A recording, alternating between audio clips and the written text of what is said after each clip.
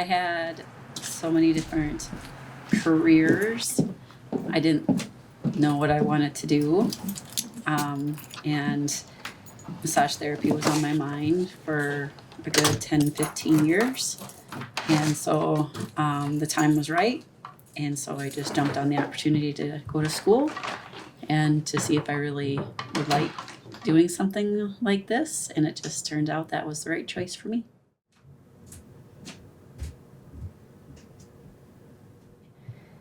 Massage therapy school taught me more about how to deal with life and how to enjoy life a little bit better, rather than just going to school to just do something, to just find a job. So I always have my oil ready for when I need to use it. So a good back routine, you might start with doing some compression work. So this is just kind of some walking hands.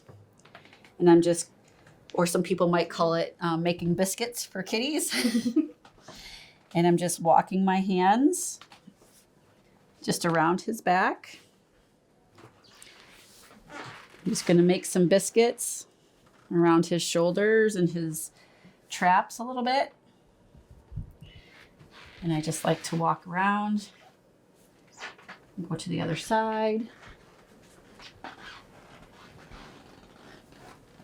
going to stand off to the side, making sure that my body mechanics are good, so I'm not going to hurt my low back or my shoulders. And I might just do a little bit of a sacral stretch. So I'm just going to do a static, holding my hand static down here and just sort of pushing forward and down a little bit. Massage has been around for thousands of years. I mean, it's not something that's been recently founded and developed. It's been around for thousands of years. There was a time in history where it was considered taboo, maybe, so to speak.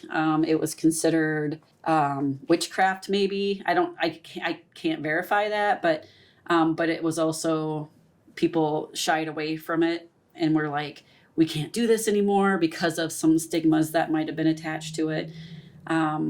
It was considered bad for a long time, and it has now, in the last number of years, I don't know how many years, but it has now in the last number of years become beneficial. People are seeing it as more beneficial, as something that can help them, especially like people in sports.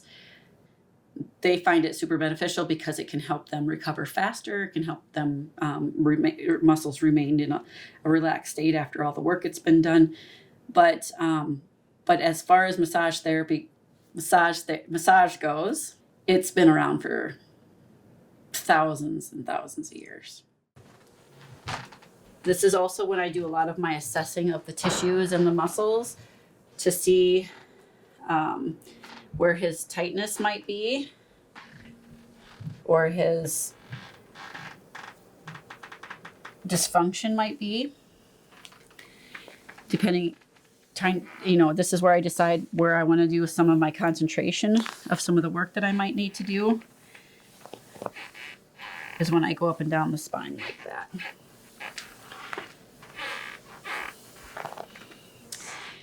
The advice that I would have, especially since I've been teaching now for a little while, is that if you want to become a massage therapist, you want to make sure that it's a passion, and you're not going to just do it for the money, because you're going to make money doing this, but it's got to be a passion. It's got to be something that you want to do, because people can tell if you're not into it, and people, and they are in a very vulnerable position when they're on your table, and you want to make sure that they're comfortable the whole time that you're on their table. If you're just doing it for the money, you are not going to give a good massage, and people are going to be able to tell that, and they're not going to come back. And also understanding that everybody's different. Every body is different. Everybody is different. And everybody is going through their own stuff. And that you are not there to judge them for the personal things that they're going through. And you're not there to judge them for the way they look or whatever. Everybody's different. And they're going through different things. And you have to be super understanding and you have to be super patient with that. And they're trusting you. And trust is a huge deal. And they share some very personal stuff. And like I said, it is not up to you to judge them. It's up to you to listen. And it's up to you to help them get through it however best you can help them get through it. And then also, like, again, that might be the only time, if they live alone, that might be the only time they get some physical touch. And physical touch for humans is super important.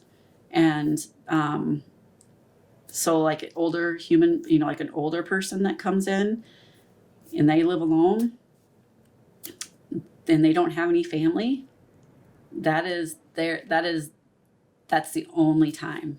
That's the only time they get maybe some personal connection with, touch with a human, another human. And it's not perverse. It's just connection. And people need connection.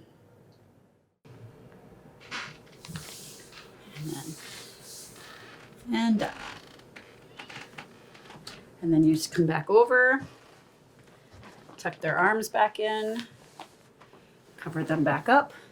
And then if this was, let's say, for instance, this was the end of the massage, you could cover them back up and just do some nice sweeping off the body. And then we just take that energy and we throw it away. And that's how it ended.